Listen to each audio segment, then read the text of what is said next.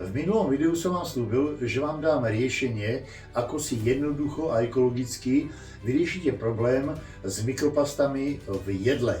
Takže krátky strih. Výborné na tom je, že mám pre vás pripravené aj riešenie. Ja som pre vás pripravil sériu takýchto prírodných podnosov na grilovanie a servírovanie. Takže poďte sa pozrieť po detailoch, ako to vyzerá.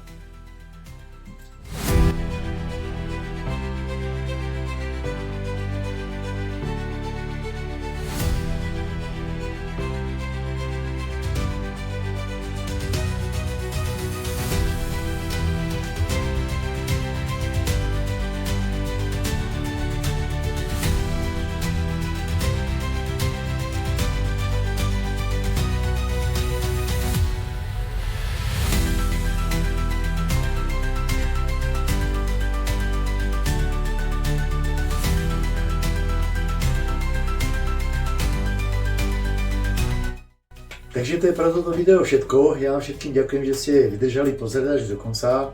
Všetkým ďakujem, že ma sledujete, že zdieľate moje videá. No a keby niekto mať záujem o niektorý z týchto podnosov, stačí napísať správu. Všetkým prajem krásny deň a na budúce zasa v drevených origináloch. Majte sa!